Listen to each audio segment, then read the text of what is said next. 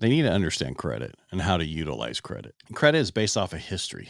So you never want to cancel one of your credit cards. I don't care what Dave Ramsey says. If you cancel your credit cards, you pay them off, you lose all the credit you made from that card. It's gone. Microphone check 1 2. What is this? You're now listening to a brand new episode of the Play Big Faster podcast. Look what you done started. Let's go.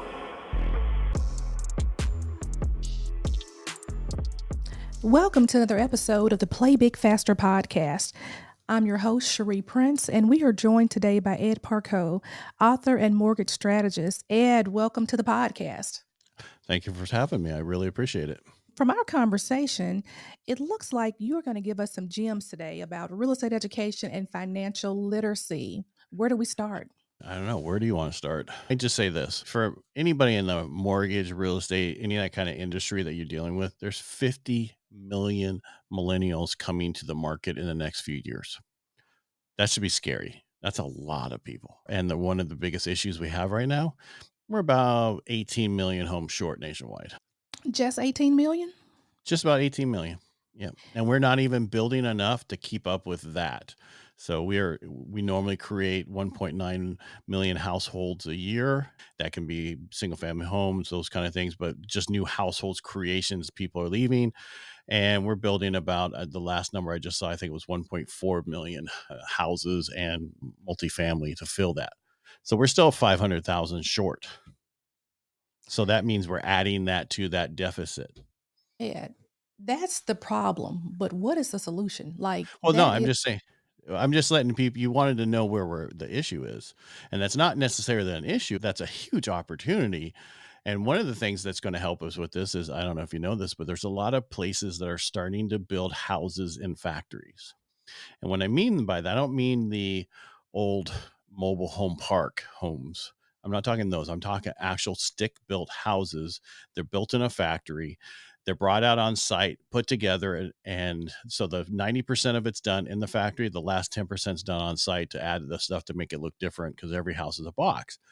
That's how we're going to get out of this. They do 3 shifts a day. They have a supervisor on every shift. They know the number. They mark it perfect. There's not an issue. If you ever seen a house built outside, you got weather, you have other stuff. The supervisor didn't show up this morning. Go ahead and work. They don't necessarily check off everything these people done. And if you ever bought a new house, there's always issues. I love that. And it makes so much more sense. And the other thing, they're going to print them. So they have a 3D printing for house now where they use concrete to make the house. And they did a whole plan of them out in I think it was in Arizona. They did a whole track of them. They're building them. Practically, how durable are those homes compared to your stick-built homes, your brick and mortar homes? It's concrete. It's layered concrete on top of each other. It's not plastic. It's done the same way they do plastic stuff. They do concrete, and it just flows around and makes the whole thing all the way and leaves grooves out for everything else. They are printing concrete. Well, it's just called that. The actual concrete is being poured into this thing, and the 3D printer has the design of the house, and instead of plastic, it's using actual concrete. So, okay, because Ed, you're blowing my mind today. You really are blowing my mind about some of this. Those are the two things that are going to help this. And the other thing that needs to help this is our government needs to get in. And for the first time in, 20, 40 years, get involved with helping build homes at a reasonable price. Now, see, that is an entire powder keg. But before we light it up, tell us about your background and how you became an expert in the mortgage industry in the home buying process.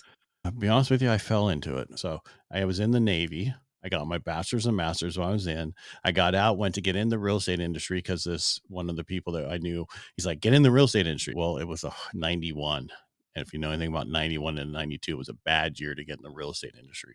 I went back into even though I was a corpsman in the Navy and I worked physical therapy, I knew computers really well. So I got in the computer industry. That kind of fell apart in 93, 94, that contract I had gotten.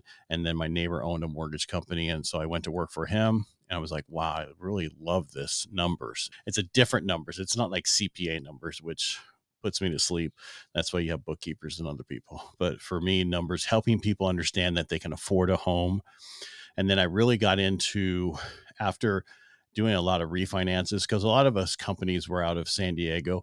We didn't do purchase. We did refinances nationwide, and I built multiple companies doing that. And then when I moved up to Northern California, I'm like, I want to get out of that realm. I want to get into the purchase to help people get into homes and help them change their lives.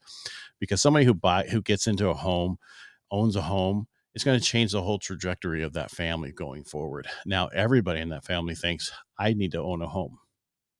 I need to move this and I need to do better.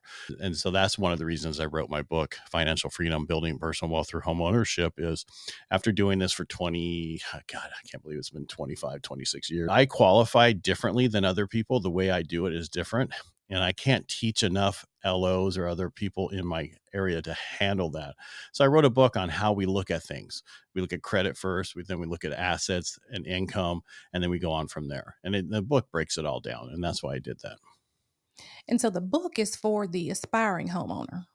Yes, it's for that and existing homeowner. And the reason I say that is last people don't understand what's a CD and a loan estimate. What are those? What do that means?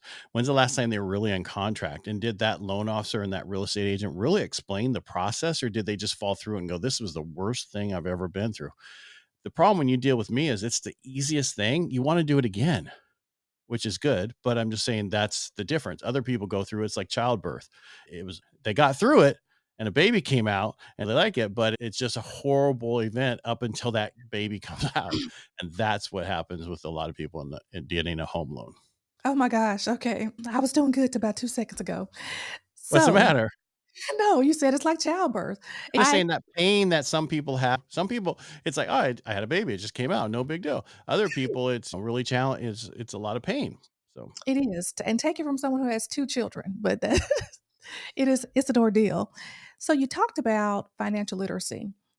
Quite simply, what are some of the basic, like, personal finance things that people need to understand and have a grip on before they begin the application process for a new home? they need to understand credit and how to utilize credit. And what I mean by that is credit is based off of history. So you never want to cancel one of your credit cards. I don't care what Dave Ramsey says. If you can't control yourself, I understand that. That's why they have AA, right? You're an alcoholic, whatever that, or NA, whatever that is, because you can't control yourself in that. Some people are like that. There's maybe 10% of the population, maybe less. But the other people don't. If you cancel your credit cards, you pay them off, you lose all the credit you made from that card. It's gone. I had a friend of mine who was getting ready to do a refinance, and I pulled her credit and it was 90 points lower, and she had just canceled one of her credit cards she's had forever. But what do you say to the person who just really wants to go buy that brand new car right before they purchase a home? They can go, they won't be purchasing a home. So here's the thing. You want to buy your house first, then buy the car. We look at the debt to income ratio different. So debt to income ratio means for every dollar you bring in, how many cents of that dollar goes towards the mortgage? And then also the other debt to income ratio we look at is how many cents goes towards the mortgage and your other debt. We look at those numbers differently than car dealerships do. So if you really want that car, buy the house first, then go get that car. Because here I've had people where the girlfriend bought a truck for her boyfriend at the time, and now those two car payments are as much as an average mortgage. And you could have had a house for that. The Oh, house appreciates and cars depreciate. and I think a lot of people really don't understand that concept. They look at both of them as assets. And at the time that we're recording this, it's the end of the year. And so the next thing that we have is tax season, which is a favorite time of the year for car dealership. And people, I don't know if people really think about the timing of purchasing a home. Let's talk a little bit about employment history if you're looking to purchase a home. All What right, is can a we back good up to what you just said? I'm sorry. Oh no, look. When you said that about buying tax reasons for buying a car, there are many tax reasons for buying a car, but you better have a LLC or a corporation, or you know this better than me. And the car better weigh more than 6,000 pounds so that you can actually write that thing off. Oh yeah, definitely agreed. But a lot of times, like, oh, I got my tax refund, I'm going to the car lot. And you may be setting yourself up to not get that home. Looking at employment history, how is employment history gauged when you're qualifying for a home loan?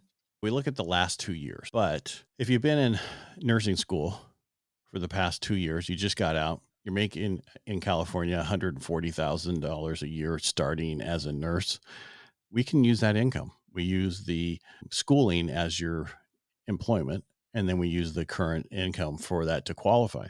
Now, if you just got out of high school and you want to buy a home, unless you've been working for the last 2 years, a really good job while you're in high school, it's not going to happen. You're going to have 2 years of history, or you use your parents to help you co-sign.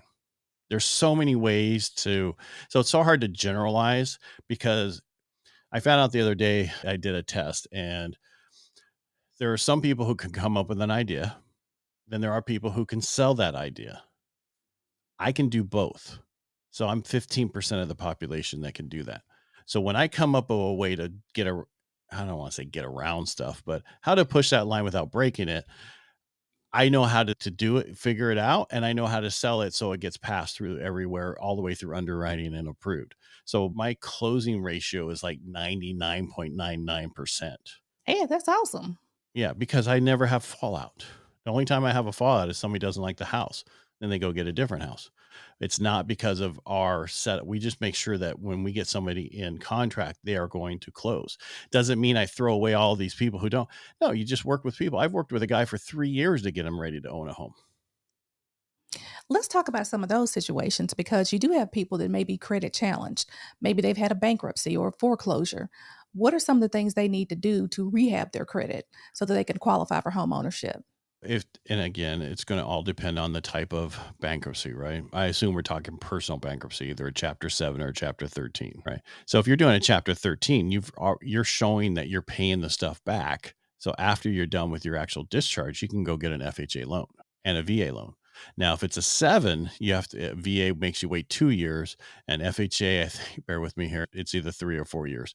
But VA is the best. And I could be totally wrong. I could Google it real quick, but I learned a long time ago, don't remember everything. Just go and check real quick because everything changes. One thing about the mortgage industry, if you don't like today the way it is, don't worry, tomorrow will be worse. And you're laughing. It's the way it is.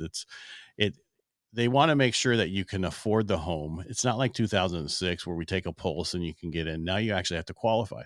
Is it that difficult to qualify? No. 75% of the people these days have a higher than around a 740 FICO score.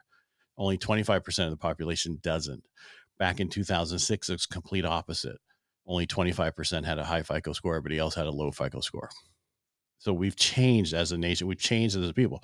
But when I went back to those millennials who are coming, most of them, 50 to 60% of them, are not financial literate about how to buy a house. And that's, again, why I wrote my book. It's an easy process, but it's for most people an unknown. And some of us in the industry make it harder than it needs to be. So you think it's a big deal. There's certain things that are easy for you that would be hard for me. This is very easy. And it's funny because most of the people come to me who think they can't buy are the ones who can buy, and the ones who think they can buy are the ones who can't buy. Figure that one out. Okay. What advice would you have for a young professional who was looking to achieve financial freedom? Because a lot of the concepts that you're talking about with personal finance and home ownership lead you down the path to financial freedom. Correct. And I focus on just the first house. And that's what I focus on because you got to get your own home. So many people today go, okay, get in some of these other things to own real estate and buy investment properties, do this first. Most people just want a place to live and be able to accumulate equity, for people in California, the average person has $350,000 worth of equity that's been built in the last 3 years. That's huge. I don't know where it's like in your town, but I'm sure you could tell me. And a lot of places have appreciated drastically over the last 5 years. And people go, I can't afford right now. Rates are coming down. It is getting better. And if you don't get into home ownership within the next 5 years, I know in California, 70% of the people will have to rent. In other states, it's not going to be that way. But we make a lot of money here for jobs. Other states don't make as much. An example is nurses. A lot of nurses can't leave California because they won't make what they make in California elsewhere. So, up until this point, we've talked directly to people who may be looking for home ownership. But what if somebody says, Ed, what you do sounds awesome. How can I get on the path to become a mortgage strategist and to work with homeowners if I would like to choose this as a profession? Wait 2 years. Oh, okay. No, here's what I'm saying. All right, right now, a lot of and I was on a podcast last week with another person from Florida. He was a president of some Bank of England or something like that, and he was talking about we say just survive till 25. So what they're saying is it's the last year has been really horrible in our industry. I was averaging 30 transactions a month. I went down to as low as 4 transactions a month. And that's just because if you look at our area, we're at 30% of what we normally do. Just because people have such a low interest rate on their house, they don't have to do anything and they're not moving. The only things that are changing hands are death, divorces, and job transfers. So that's like 30 to 35%. So for somebody to say, I want to get in this industry first, get another job, and then somewhat get into this industry and learn it. There are going to be some major changes in our industry over the next few years. It's going to make it easier. There's certain people we don't need much anymore. And what I've been working on for the last few months is now that we're going back through my processes and going, okay, who do I, and this is not negative, but who do I not need anymore? Meaning, what part of the person is just taking something from me and just putting it where that person can, if I got to upload it to somewhere, why can't I just upload it here and be done with it? And then years later, the loan's approved. Why do I have to upload it over here?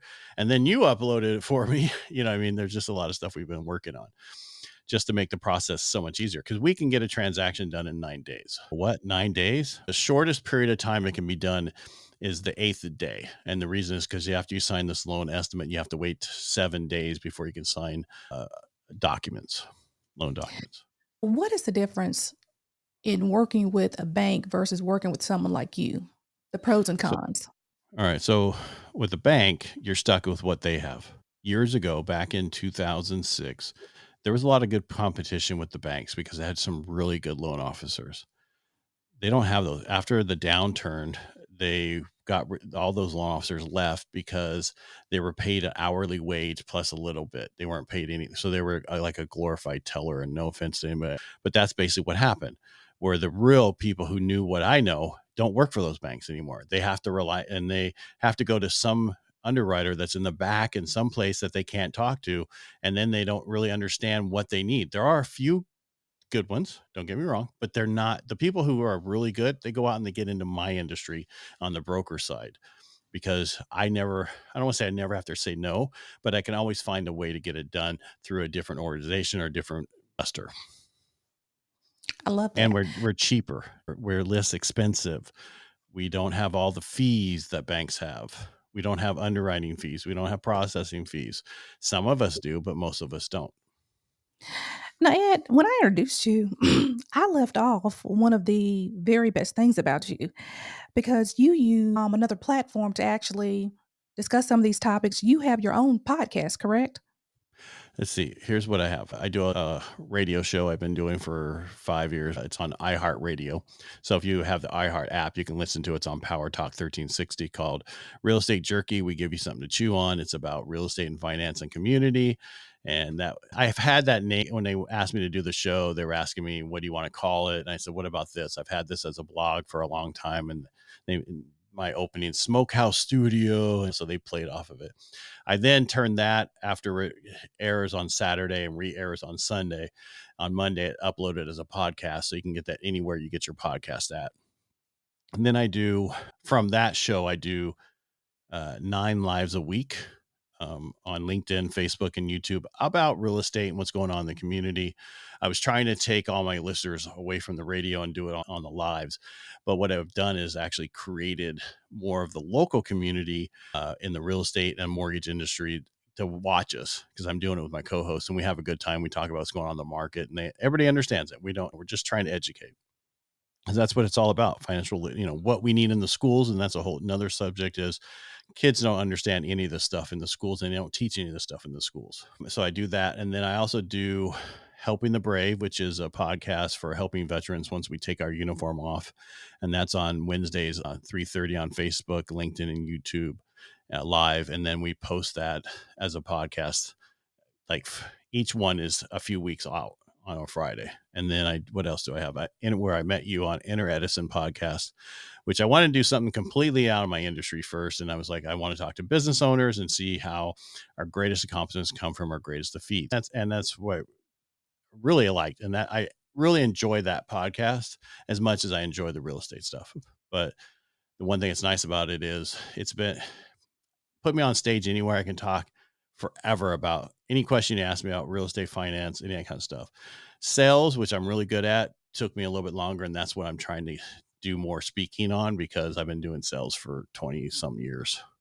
So that's it. I got Inner Edison, Helping the Brave, Real Estate Jerky. Oh, one more. It just seems like I just created it, but January we started. A friend of mine, Brian Galkey, he is a facial recognition guy. He can tell you everything about you by your eyebrows, your nose, your eyes, slant, everything about your ear, everything about you. You'd be shocked once he told you everything about you and we created a thing when I was in college. One of my instructors told me to remember it was like 4 aces and a joker.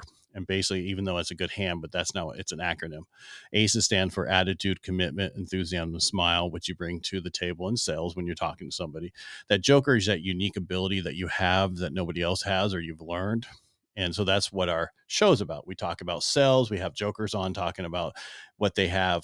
And we've been doing just the live part of it for since January, twice a week. So that's what we do. Just a few things.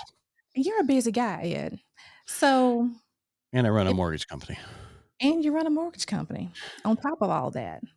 So, if you had one piece of advice to give to an entrepreneur on how to play big faster, what would it be? You want to become the authority in your industry, right? I was the best kept secret in my neighborhood. And that's why then I got on radio. And the one thing about radio is if people hear you on radio, they think you really know what you're talking about. That's just how it is. That's how people perceive. And then that's why radio, podcasting, having a podcast would do the same thing. Radio people think radio is bigger than podcasting. Podcast people think it's better than radio. I'm in both of them. I think they're just as good. It's just as long as you know what you're doing. And it takes a while. It took a long time for me to be able to talk like this. I still say so occasionally. And then I try not to say two things you shouldn't do. You're supposed to smile all the time. I smile on the inside. My wife says, this is Ed happy. This is Ed sad. True. It's just one of those things. That's just who I am. So how do you be an authority? By coming up with something, either podcast or getting on radio. Both of those are not tough to do. They just take time and money. The other thing I did was I wrote a book, and that's the Financial Freedom Building Personal Wealth Through Homeownership. That is, these days, it's almost like a business card. Most people have to have a book, and it's no other easier in history. There's no been any other easier time to write a book than now, and have it on Amazon or anywhere else you want it, have a book funnel, the whole thing. The other thing that I did, I got lucky. I was introduced to some people who were doing a documentary about real estate and how people made money in real estate, how they made their fortune. And they asked me, and as the mortgage person, because I was telling them about this thing in San Diego called Traffic and Conversion. Now it's going to be in Vegas. It's a huge marketing event. And I was there, and this friend of mine introduced me. And then ended up talking to her later that she ran the documentary company. And she's like, I got this thing this weekend. Dan Fleishman, I don't know if you know who he is. Went public at 19, the youngest person ever to go public when he did. So with his company. And then later on, he wanted to get in real estate. So he created a real estate company called The Avengers, and it's in LA. And he's the one that commissioned this documentary to be done. And so they asked me to come in to talk about, and I talked about why there's not going to be a bubble, and then why we went through what we went through in 2006, all those little things that I talk about all the time, but they've never heard of. And people tell you whatever your message is, when you're about ready to stop talking about it because you're tired of it, they're just starting to listen. So, Ed, how can people first find your book? Easiest way, because my name's really difficult, Parcaut, Parcaut. If you go to edparcaut.com, it'll take you to my website. There's a tab for the book. You can click on it. It'll take you right over to Amazon, or you can go directly to Amazon, type in my name, Ed Parcaut, but most people spell it wrong. And so that's why I said so what I did is getedsbook.com. So getedsbook.com. If you're going to have a book, do a domain like that to be easy, and people will never forget it. And I'll make sure I include that in the show notes as well. So, otherwise, social media. How can we reach you on social media?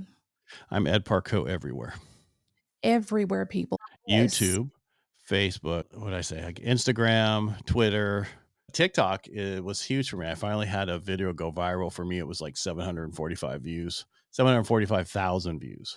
So Now the question is, were you dancing or singing on TikTok? no, I made so I there's a software out there called Opus Pro. I think I talked to you about it before. Mhm. And if you want, you can go get Opus Pro or try Opus Clips. Those are my affiliate links, so feel free to use those. It cut me up a video and I posted it and it went viral. It was talking about if you don't want to pay property taxes on a manufactured home, buy a piece of land, put the manufactured home on the land, but don't affix it to the land, meaning that don't put it on a permanent foundation. Then you just pay taxes on the land, which is true for a lot of places, not everywhere, but for a lot of places. And you had a lot of people go, the guy doesn't know what he's talking about. He's an idiot, and of course I engaged because people who aren't haters don't engage much, but haters engage a lot. So feel See. free to say, really? Is that what you think? Well, get them to engage more because you get any type of traction, anything is good, right? That's what you want. I don't care if it's negative or positive. All of it's good. It builds it and makes momentum. And that's what you care about. You're going to get more haters to move your numbers up than you are the positive people. So. So you heard it here first. You thought you were coming for lessons in real estate and financial literacy, and now we've learned about haters. Yes, this is a masterclass It's about. just people ask, what do I do with them? And they're hide them and keep moving. Who cares? Yeah, and I've had a few people like who've made nasty comments under stuff, and I just don't respond. I don't engage, but I'm going to use Ed's advice now and just start with, really? Is that what you think? Yeah, just and then other people will come to your help and that it just does. It just because a lot of people would started going, no, I've done this in my place. No, I did it. That's exactly right. And I originally came across this, thought it was stupid like 5 years ago. When I was like, why would you do that? Wouldn't you want the full value? But you can always put a permanent foundation underneath your manufactured home and affix it and then sell it as real property down the road. You don't have Yeah, to do it the day you put it there. So love this. Okay, Ed, thank you so much for being with us. I hope I gave you a nugget. A bunch. Look, a bunch. In my Louisville, Mississippi voice, a bunch. Thanks so much. And everyone else, until next time, play big faster. Thanks for listening to this episode, and remember to play big faster.